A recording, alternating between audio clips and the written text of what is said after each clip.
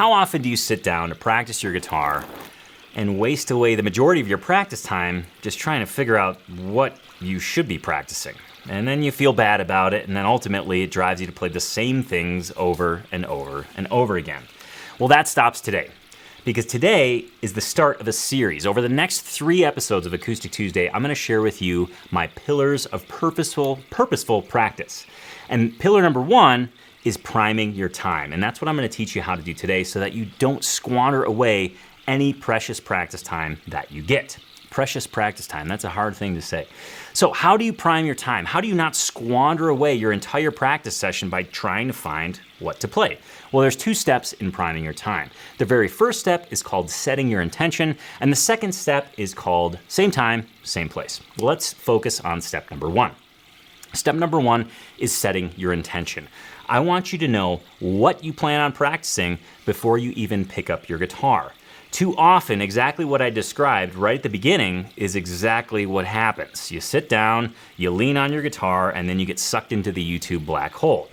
It's okay, it happens to the best of us. But I don't want that to happen to you because you waste precious minutes you could be spending with your guitar progressing. So, how do you set an intention?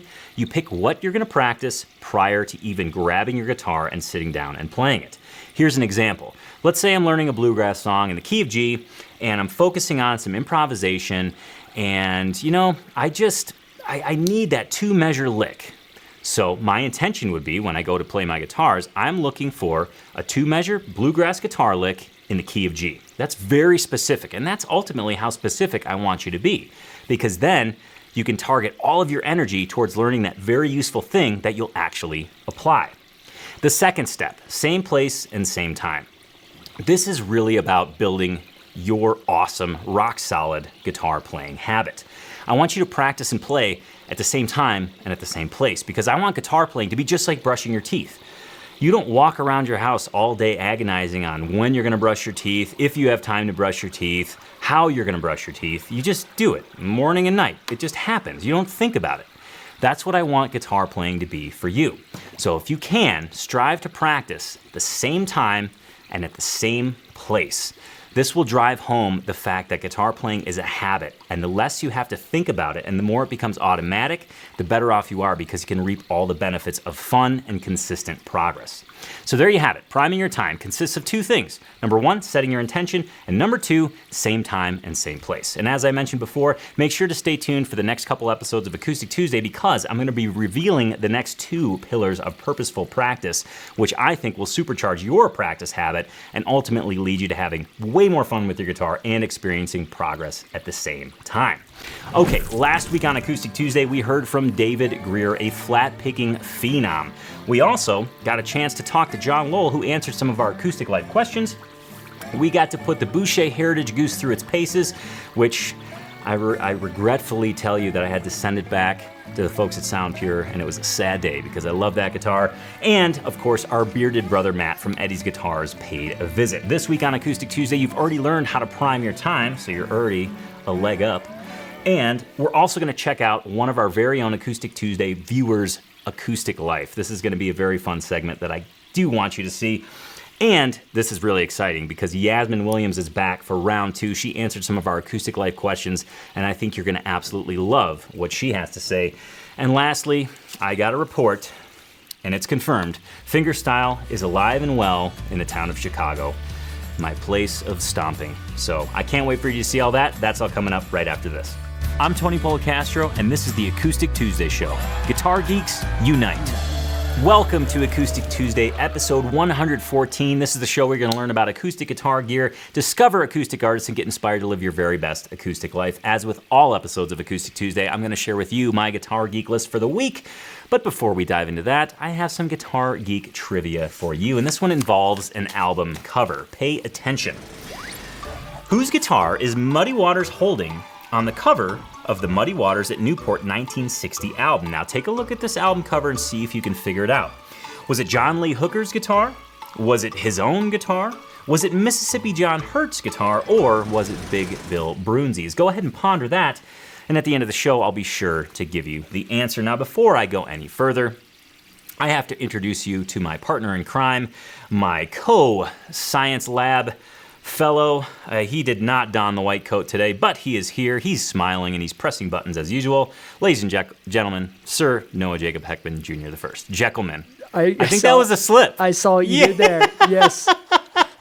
And it's totally the season for it. Well, I want to wish everybody a happy Halloween. Now, in my mind, there was just going to be smoke pouring from these skull goblets, but I think we peaked too early. I was so excited, and then I'm learning a lot about dry ice. Let's just put it that way. We both are. Yeah. And it's been fun watching you experiment and figure. I mean, we only had one pair of gloves. Yeah. And I'm barefoot. I mean, I picked it up. I didn't even have gloves. You should have seen the guy looking at me like, "What are you doing?" It's like, I don't know. So just so you viewers are informed and get the context of this whole thing. This is our Halloween episode. Halloween is my favorite holiday of all of the holidays because I love all things creepy. I love horror movies. I got Michael Myers Christmas lights. Halloween lights. They're Halloween lights. They're not Christmas lights. I got skulls. I love skulls. I love all things horror infused, and Halloween is the pinnacle of that. So I texted the team last night. I said, hey guys, I'm going to be a little late coming in because I got a bike and I have an appointment. And hey Noah, by the way, I need you to pick up some dry ice. I've got an idea for the Halloween show. And I was so excited to get here and just get the smoke rolling, get the skulls just fuming out, this fog, this eerie fog. And lo and behold, it did for like the first 10 minutes. And then water was all over my desk. My first Acoustic Tuesday notes I had to reprint because they were soaked. Yep. And now the skulls are actually icing over. So this is very, actually, you know what? It's still creepy. It's very Dante's Inferno. It's very cool. Beelzebub in the ninth circle or whatever, wherever he was. And Mephistopheles. Encased in ice. Yeah. Right. Do you still think it's effective, Noah, is my concern? It is very effective. I'm scared right now. You did a great job. You know, I wanted to create a Halloween-infused What Do You Think segment today, and I initially didn't, but I look at the question, and now I think I did, actually. Okay. Because this question actually scares me. So here's what I want. Okay. I want to know what you think. This is a tradition we do on Acoustic Tuesday, and it's created quite the bit of chatter in the comments section. In fact, the last few episodes have been loaded with comments, and it's been just a joy to look through them and get some of the varying viewpoints of certain topics that I ask you about here on the Acoustic Tuesday show. In fact, I'm going to divulge some of those later, but I have a new topic for you today, and it is this. If you could only pick one headstock type for your acoustic guitar, what would it be? Standard peg head or slotted peg head? Now, just so that we're all on the same page, I found this wonderful video from Diane Ponzio from Martin Guitars explaining a little bit of the history of the slotted headstock, and also, for those of you who don't have a visual, you'll get to see it there as well. So let's have a look. Think about it. This was the beginning of the Industrial Revolution. This is when people started to think about assembly lines and pieces and doing things in piecework, not one person doing everything. And so that's when we begin to see design changes in a Martin guitar. And the first proprietary design change was the headstock. That huge curly Q headstock suddenly changed into what we now lovingly refer to as a slotted headstock. Why? Very simple. Those tuning gears came from Germany. Those crazy curly Q gold hand-engraved tuning gears. Can you imagine, without courier service in 1840, trying to get a supply of tuning gears from Germany to Pennsylvania? So he switched to tuning gears he could get locally, and hence this was the development of the now instantly recognizable rectangular headstock. So again, let me reiterate. If you could only have one style of headstock for the rest of your life, what would it be? Slotted or standard? Now, I'm going to weigh in right now, and my answer may surprise you. I would pick the standard peg head. Now, listen, I get it. Slotted peg heads just conjure up this vintage vibe. They look super cool. They're striking. They increase the downward pressure on the nut, which gives a little bit better tone, in my opinion, maybe a little bit better responsiveness. However, I would pick standard peg head from here on out for the rest of my days. And I've got two strong reasons. Number one, inlay. there's more room to inlay a standard peg head. You could be more ornamented, you could put more comprehensive designs in it. And number 2, changing the strings on a standard peg head is like a breeze. It takes me like 5 minutes. However, slotted peg heads, now I do own some guitars with slotted peg heads, it's like an afternoon.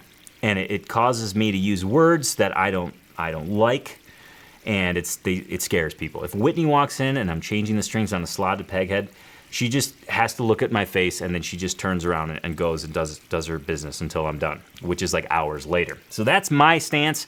I prefer the standard peg head. Noah, what's your experience? I'm going to disagree with you on this. Wow. And I'm going to go with the slotted. Fair enough. For whatever reason, you talking about if I could only be stuck with one for the rest of my life, that just takes me to, I'm on an island. You know, it's the classic island question. Okay. So my whole experience went there. I'm going to be on an island, so time doesn't matter when I'm changing strings. Okay. And there could be a lot of wind and breeze going on. Okay. And I figure those slots will allow some wind to pass through without putting so much pressure on the neck while I'm playing in the sunset. Plus, you played that slotted boucher recently. Yeah. And I really like the sound of that and the look of that. And so that's also fresh in my mind. And I've never owned a slotted, so okay. I'm going slotted. I think, subconsciously I'm trying to just talk myself out of having purchased the Boucher Heritage Goose because it was very much at the front of my mind. So maybe this is a subconscious kind of justification. But also, changing strings on a slotted headstock scares me, hence the Halloween tie-in.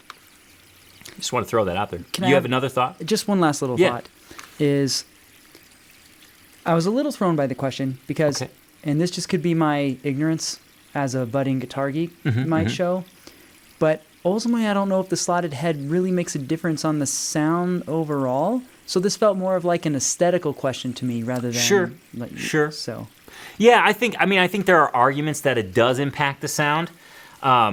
I can't say I've necessarily heard the impact, but I think the logic makes sense. More downward pressure on the nut, better vibration transfer, better sounding guitar. Okay. But that is, of course, for the Guitar Geek community, you viewers, to discuss in the comments below. Let us know what you think. Would you pick standard peg head or would you pick slotted peg head for the rest of your life? Remember, you have to sit down and change those strings.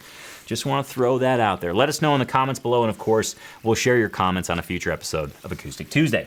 Now, moving right along, it's not every day that we get to tag along with one of our very own Acoustic Tuesday family members. Yes, somebody just like you who loves guitar, is a guitar geek, and wants to share their story with us. And this individual did, and I gotta tell you, this individual, it's been a treat to get to know him because he is a guitar geek extraordinaire. He's got a fine collection of guitars, he writes his own songs, and he's just living his best acoustic life. So without further ado, here is Kurt G's acoustic life story.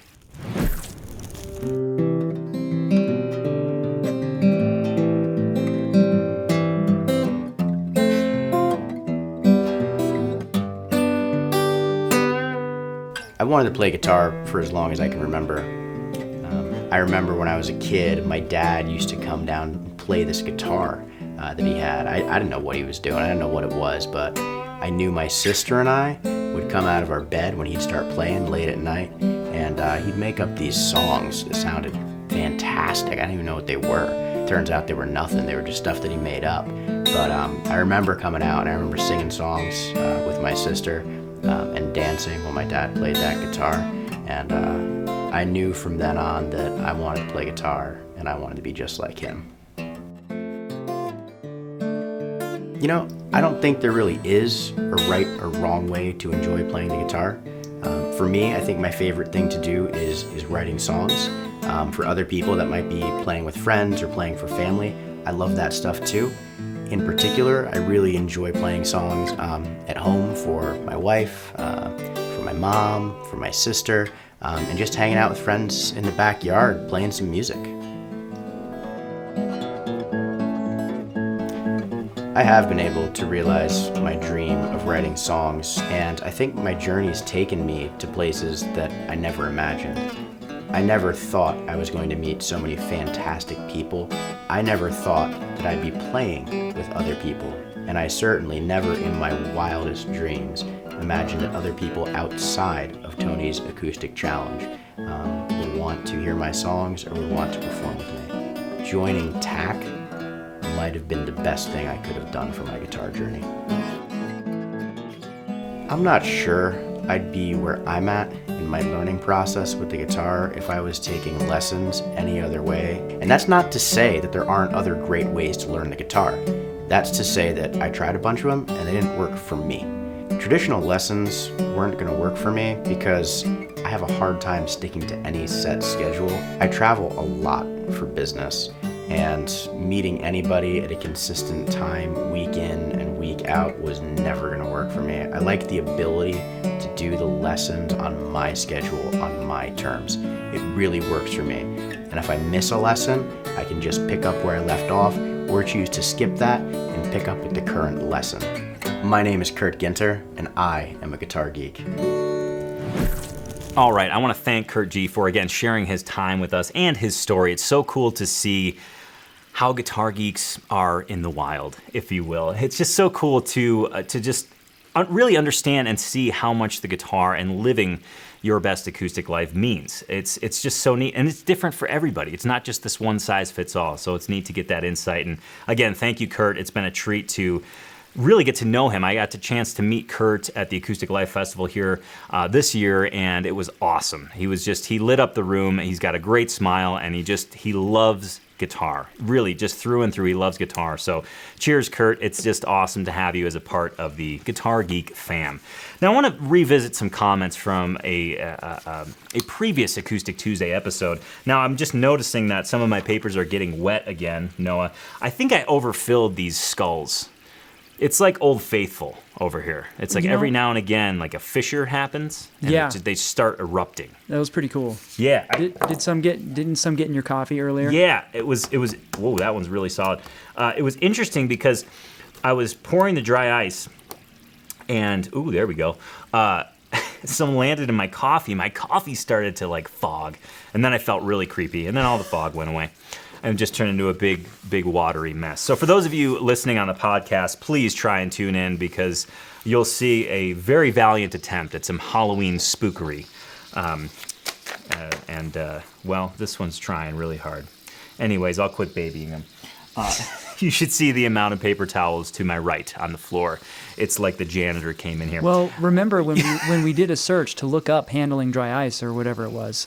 Yes. It did say agitate frequently. And maybe that's why they've all become solid. And get a fan. Fan? Yeah, if we really wanted the fog effect. I had this vision of like the fog just taking over, like it'd be too much. Yeah. And then we can't even like I'd see have to you. like part through. Yes. I'd have to be like, hey, it's Acoustic Tuesday. Let me get to some comments from Acoustic Tuesday, episode number 111. And I have to say, this was quite the chattery episode of Acoustic Tuesday because I brought up the question of distressed guitars, and holy smokes, did it set you all on fire. We had different viewpoints, different thoughts, and everything. We also brought up flight cases, and there's some great comments about those as well. In fact, that's what leads us off. Username Make Your Faith says this regarding flight cases. I have a 1949 Martin Single 015 and I travel with it a lot. I have a soft case with backpack-like straps. Every airline I travel with, I tell them it's the first guitar that Johnny Cash played. It's true, his dad bought him his first guitar in 1949 and it was a Single 015. And they kindly put it in the business class or first class closet. I just returned from Prague to Vancouver, and the kind steward on a Lufthansa flight asked me to accompany the guitar to the business class closet. I checked it mid-flight and it was still there. Still fine. Johnny Cash grew up in Arkansas, and my 49 Single 015 is from Arkansas, so maybe it was his. I don't know, but I really like to think so. So there you have it, a pro tip and a little bit of acoustic guitar mythology. Maybe that was Johnny Cash's Single 015, and if that's the case, that's just damn cool. And if not, at least it gets your guitar on the flight and in the closet nice and safe with you. So kind of a pro tip there. Our next comment comes from David P. And the what do you think question from episode 111 was focused around distressed guitars. Do you like them? Do you not like them? What's your take? So David P. says this: I don't think there will ever be a shortage of used guitars that are already worn in by being played. Buy used and take the money saved and put it toward your new flight case. So that's David P's approach. Jeff S. says this: I would much rather buy an old guitar that has had the heck played out of it than buy a new distressed guitar. My second choice is buying a new guitar and playing the heck out of it myself. Larry W. did not answer the what do you think question, but he was very proud in this comment, and I wanted to share it with you all because I think it's super cool, and it shows a little bit of the closeness that this guitar geek community has developed. Larry W. says this: I just wanted to say that my AT for Vets t-shirt is very comfortable, and I'll probably get 1 or 2 more. Also, I'm a retired Marine, so I appreciate the olive drab color of the shirt too. Well, thanks for watching, Larry. Thank you for your comment, and also thank you for your service, and of course for supporting the Acoustic Tuesday for Vets mission. As you know, we're in the process of a huge fundraiser for Guitars for Vets, and by purchasing Acoustic Tuesday for Vets merchandise, you are directly donating to the Guitars for Vets organization. So thank you again, Larry W. And Derek M. says this. We're back to the distressed guitars now. He says, I'm not a fan of artificially reliced guitars that are made to look old for cosmetic sake. Real old guitars have wear that tells a story. Wear on the neck tells how it was played. Wear from belt buckles, buttons, or jewelry tell you what the player wore. And every random scratch and ding has a story behind it. To add these marks at the factory is pointless. However, artificial aging that improves tone or playability is fine. Nothing wrong with torifying the top or sanding over sharp edges. And I very much agree with Derek there. I like the stories that the dings and dents and scratches tell. And it just feels different when that happens at the factory as opposed to out in the real world. Now, Viking Padre has a very interesting angle on this particular question. Viking Padre says this: regarding distressed guitars, my original knee-jerk reaction was similar to Tony's, and to, if you remember this, mud decals to put on the wheel wells of your squeaky clean SUV. The wear and the mud was not earned honestly, which means they exist for posers. But a friend pointed out, via Nash Guitars, that having a guitar that already looks beat up makes you a lot less stressed about keeping it safe from bumps and scratches. Awesome point. After accepting that logic for a distressed guitar, that opens the subject for Noah's point, which is a great one. Sure, Nash guitars and pre-war guitars do it, and do it well. But why does Martin need to jump on the bandwagon? They don't need the gimmick. And I definitely agree, and I thought that was a great point by Noah and also by Viking Padre. And our last comment comes from Tony's Acoustic Challenge member, my personal guitar geek friend, and just all-around exceptional guitar geek, Robert C. Jr. He says this: small wins, several of these to report. First up, this weekend, I'm hosting my first ever TAC Jam and House concert, featuring Trevor Gordon Hall, with special guest Adam Monaco from Maggie Pope's group Under the Oak. Super stoked for this, and TAC East will be well represented. Second, I have to voice my appreciation for the sheer variety and quality of acoustic musicians I've been introduced to through Acoustic Tuesday, many of whom I was unfamiliar with or were in genres previously unexplored by me. Examples abound. Molly Tuttle, he put an exclamation point in parentheses because I think he knows he just added to our streak of bringing up Molly Tuttle for 114 consecutive episodes in a row. Tony, I can't even get away from saying her name, talking about her at the house on the weekend. I gotta say, her new album is still stunning. Yeah. And I found a review of the Tone Dexter, the Audio Sprockets Tone Dexter, right, which many of you viewers have recommended to me, and that just sealed the deal. I was like, if it's good enough for Molly Tuttle, it's gotta be good enough for me. And I'll just go ahead and say it, since It's been a few weeks now that you brought up Billy String's new album, and I mentioned that there was a cameo. I'll just say it. It's Molly. It's Molly Tuttle. Well, that was one of the other artists that Robert mentions. He says, examples abound: Molly Tuttle, Billy Strings, I'm With Her, Toby Walker, Clay Parker and Jody James, Keb Mo, and on and on. And many of these I've been able to see live. On Acoustic Tuesday number 98, you featured Mandolin Orange, and not only have I bought some of the suggested albums, I've also got tickets to see their upcoming show in D.C. in November with Chuck H. III. Forever musically in your debt. Thank you so much for watching, Robert, and thank you for the kind comment, the small wins, and please tell us about that Mandolin Orange show. I'm sure you will be delighted. Please note that Mandolin Orange, I'm pretty sure, unless they've changed, We'll be likely playing pre-war guitars, and just prepare to hear some of the finest examples of a new guitar that truly sounds like it's from the 30s. I don't know how they do it. I don't know what witchcraft they do, but it's a Halloween show. I can talk about witchcraft and voodoo. I don't know what they do.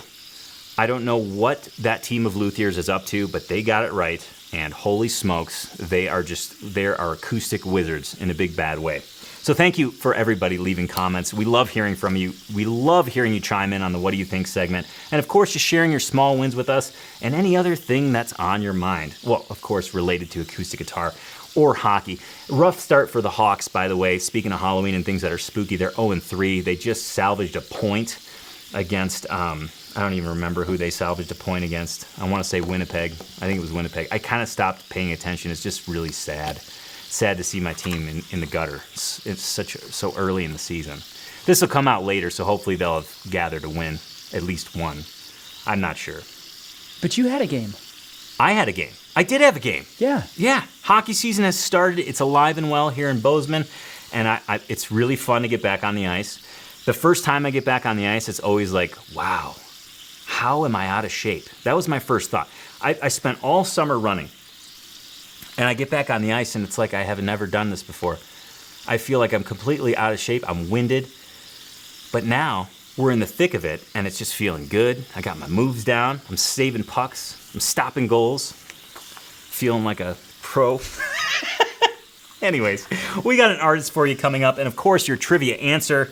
The mailbag was a little light this week. I think I'm concerned that our mail person was abducted by the Headless Horseman. That's pretty rad. Yeah. But I can vouch to say I don't think that's the case because Okay. I did get in the Colligan bill. Okay. Fair enough. Well, let's move on. We get a chance to hear from Yasmin Williams, who was featured way back on Acoustic Tuesday episode 104, and 10 episodes ago. Imagine that. All I can hear are these bubbles. It's just like, I feel like I'm in a science lab. Anyways, Yasmin Williams was so kind to share some more of her time with us and answer our acoustic life questions, 3 of them to be honest, and she really packed a punch with this one because she gives not one artist, she gives I think 5, and she shares some interesting information about her guitar and a really cool piece of gear. So without further ado, here's Yasmin Williams. Hey guys, this is Yasmin Williams and I'm here to answer 3 acoustic life questions. So, first question. Who is an under-the-radar artist you think more people should be listening to? It's hard to name just one, so I'll just name some that pop into my head. So the first one is Vance Gilbert. His songs are incredible, and he's a hilarious guy. Second person is Dowdy Matsiko. His songs are also very great, very heartfelt. His guitar playing is super unique too for a singer-songwriter. Kind of Nick Drake vibes. Third person is Tom Shape. His songs are also very cool, more of a rock kind of thing, but his arrangements are super unique. And last person is an instrumental guitarist named Eli Winter. Check out his album, he just released one, it's super awesome. Question 2. Out of all of your guitars, which is your favorite and why? So I have several guitars, but there's definitely a clear favorite. I recently got my first custom guitar by a company called Skytop Guitars, and it's by far my favorite guitar, just in general, acoustic, electric, whatever. The note clarity is amazing, note balance is amazing, it looks awesome, it's just a world-class instrument. What is the one piece of gear that has changed your acoustic guitar life? Last question. Probably the Tonewood amp. Definitely look that up if you don't know what that is, but it's basically like a little box that you attach to the back of your acoustic guitar via a magnet you put into the sound hole, and it's just incredible. Like, it's definitely made practicing way more fun for me. Like, there's reverb in it, delay, tremolo, wah, overdrive, there's a ton of effects in it, and you don't need an amp to use it, so it's super cool. And yeah, it's definitely improved my playing, like in practice and on stage too, and improved my sound a lot as well. So yeah, those are all the questions. Cheers, Tony. Thanks for having me. And Guitar Geeks Unite. All right, I want to again thank Yasmin Williams for sharing her time with us. And again, if you want to learn more about Yasmin, please go to acousticlife.tv/AT104. That's the episode she was featured on. I cannot recommend strongly enough her album. It is delightful to work with. It's delightful to just sit and listen to. It's delightful to have on in the background. It's just plain delightful, so please get it. Check out her performances, and if she's playing in a town near you, please support her because she rocks. All right, moving along, I've got some guitarsenals for you, but they're not really guitarsenals. These are really more Acoustic Tuesday angels because they participated in the Acoustic Tuesday for Vets fundraiser that's going on right now by purchasing an Acoustic Tuesday for Vets shirt. So let's start in hopefully I say this right. I feel like I just butchered the names of these towns. New Braunfels, Texas. This is Michael G. And he has a wonderful quote that we all should take to heart. He says this: "Music is the life force that brings guitar geeks together. And nothing can be better than sharing this life force with my fellow vets. Helping people seems to be what the TAC community is all about. And the more guitars we can get in the hands of our vets, the more guitar geeks there will be in this world. Imagine if everyone in the world played guitar. It would be one happy world." Well, I concur, Michael, and I believe the entire Guitar Geek community is behind you in that. So thank you so much for purchasing your Acoustic Tuesday for Vets shirt.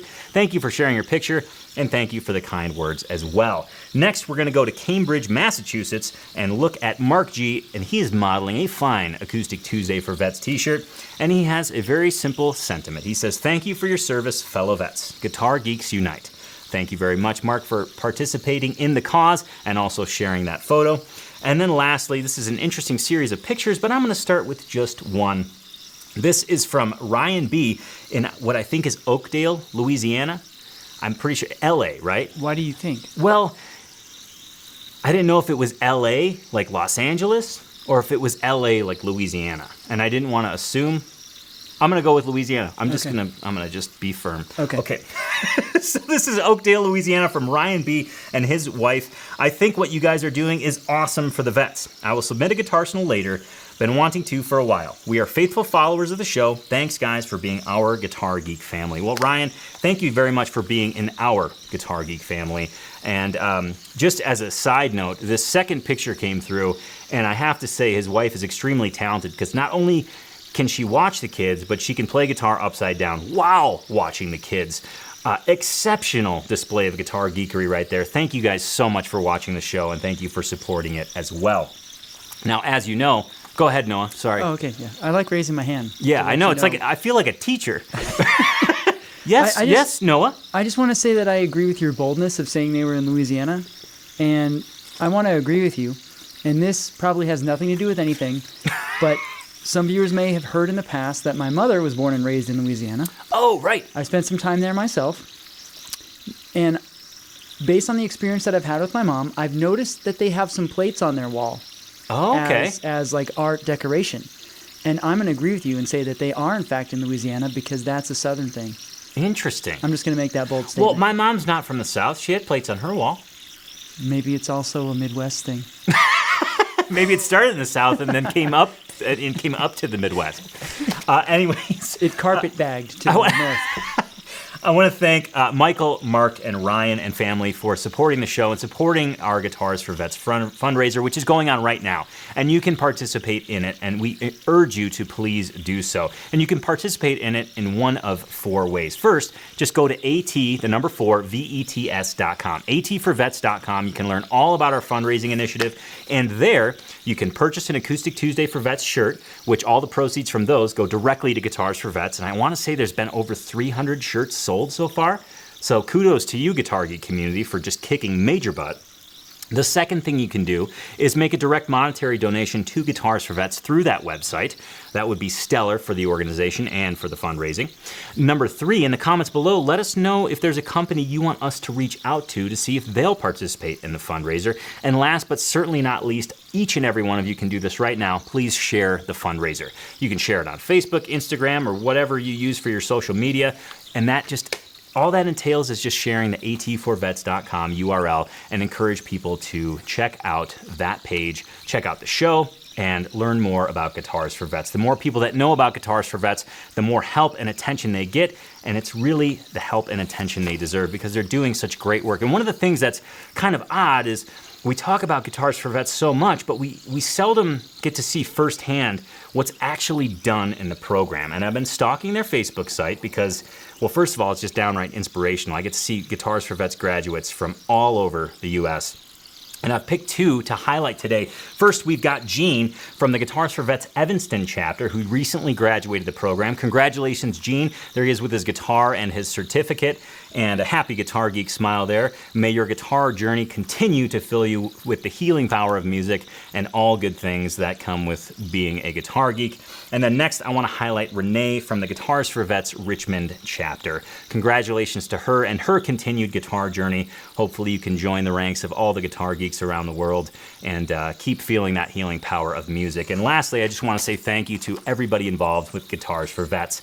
That goes from the founder, Patrick, to the folks in the office and the admin section, to all the other ambassadors, to the folks that volunteer and teach, all the way down to the students and the folks that just help out and even provide facilities for this to take place, because it means a lot and you really are changing lives. So thank you very much. And again, please share Guitars for Vets with all of your Guitar Geek friends because everybody really needs to know about this program.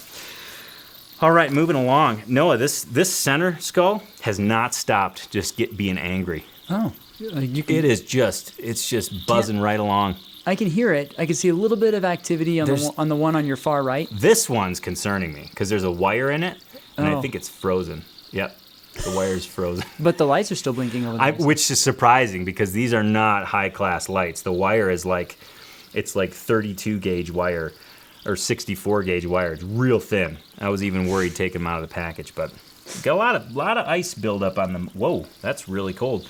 Anyways, moving along.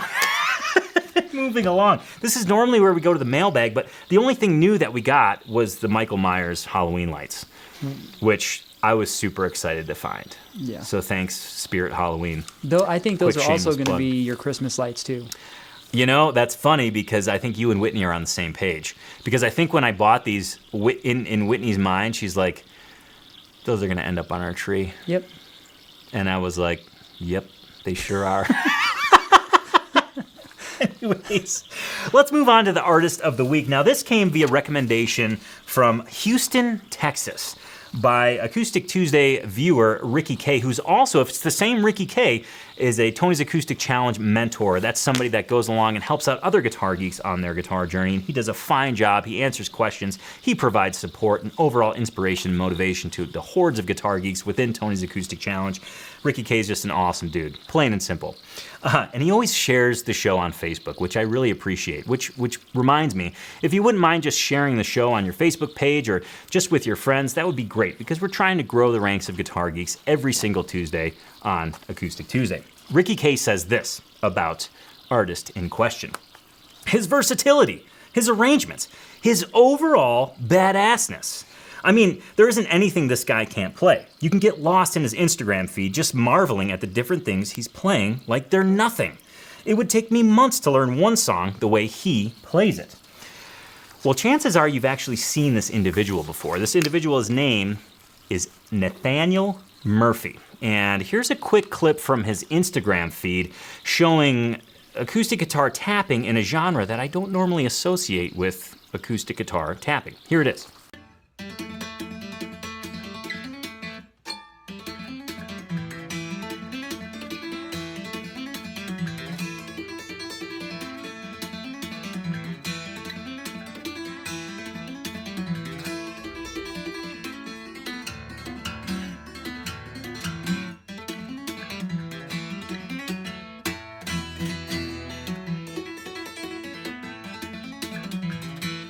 All right, so Nathaniel was born in Ireland, later moved to Manchester, England, taught himself guitar at the age of 13, and in 2012 moved to Chicago, which makes me feel like somehow we're related. And he's done demos for Chicago Music Exchange. He's played in and around Chicago and all the cool places. And chances are, if you checked out anything guitar related on YouTube, you've probably seen him demo quite a few amazing guitars. Now, since he's from Chicago, since he's a fingerstyle, I'm gonna say master because he's incredible, He did this wonderful arrangement of Sweet Home Chicago, and it's not just the arrangement that's jaw-dropping. He did it next to the lake, outside, with a GoPro on the headstock of his guitar, so you can see what he's doing, and the Chicago skyline is in the background. It made me miss home just a little bit, and if the Hawks were doing better, I think it would have set me over the edge. But nonetheless, here is his version of Sweet Home Chicago.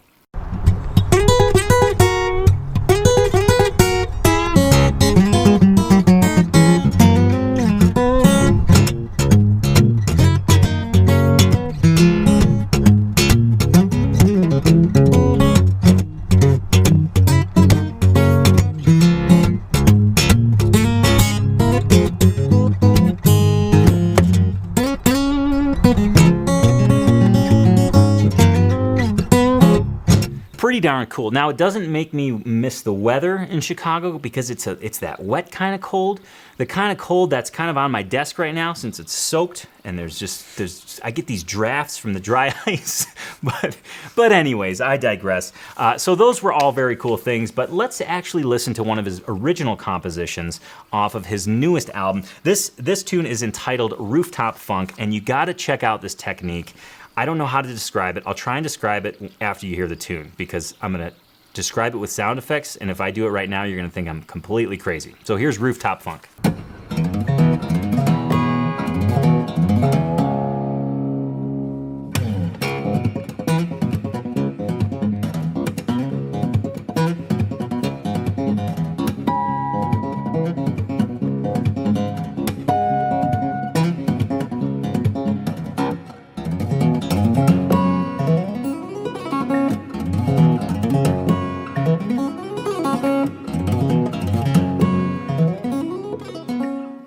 We'll call it a funky technique. It's like, is that, Noah, is that accurate? Well, you kind of went into your Popeye there. But that's the technique. It's like there's this little percussive stutter before the notes that just make them so powerful. That's a very common bass technique.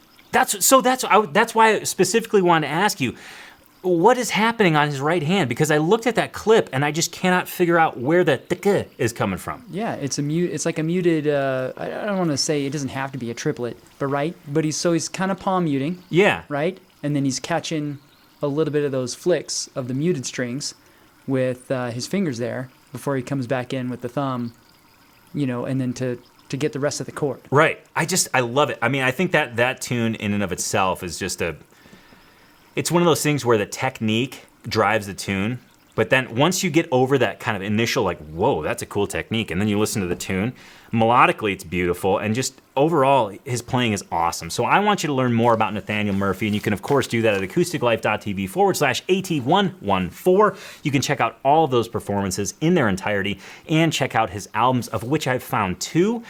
I'm not sure if that's all that's out there. Chances are that's not. He's probably appeared on a lot of albums, but 2 that are attributed solely to him are, first is a self-titled one that I found on Bandcamp, which I'll have a link there at acousticlife.tv/AT114 for you to check out.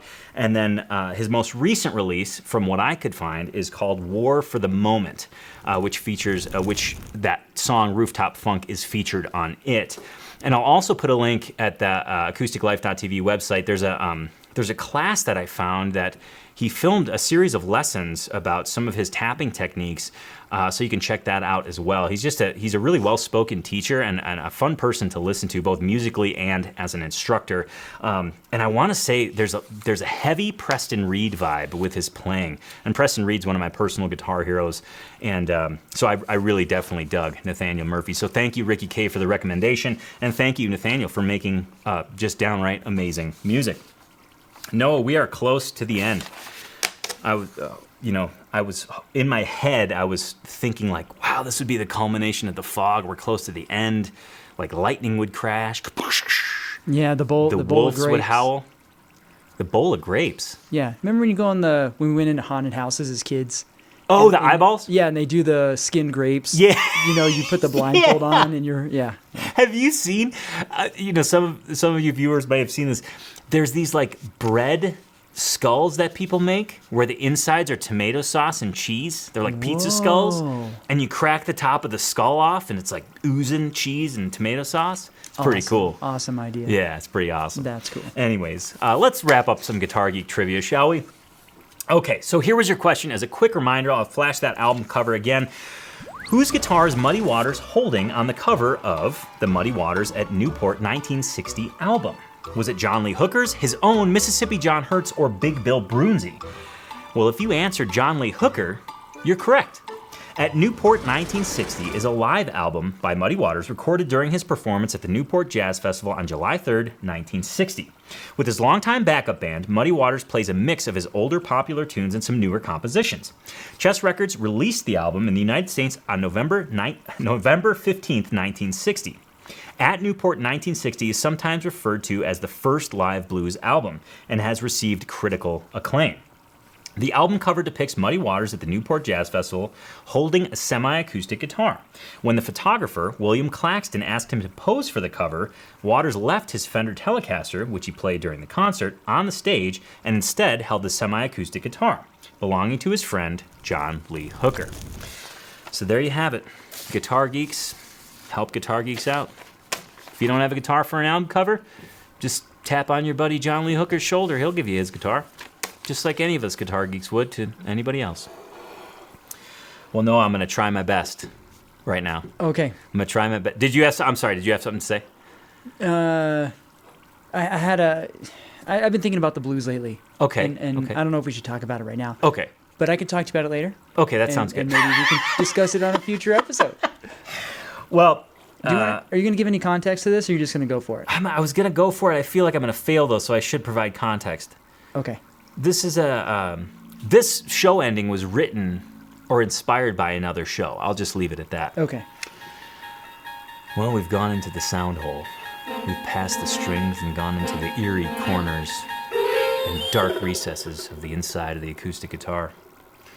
Into the acoustic... I can't do it. Okay. I wanted to do a Twilight Zone thing. I can't do it. It's all right. I wanted to, like, snap my fingers and it'd be, like, black and white. And it'd be like eerie. I can't do it. Okay. This has been a great show. Thank you for celebrating Halloween with us. Let's take a quick sneak peek into next week to see what's going to happen. Next week on Acoustic Tuesday, it's all about lutherie. We're going to look at two different schools in two different places. And now when I say schools, I'm not talking like Harvard or some lame school like that. I'm talking about lutherie school. Matt is also going to check out a guitar that will leave your jaw on the floor because I'm still trying to find my jaw. It's around here somewhere. I watched this video he sent me and I'm like, dude, we got to feature this on Acoustic Tuesday. That's going to happen next week. And you're going to listen to a folk duo that will be sure to weaken your knees in the good way, not in like the eerie Halloween pass out way.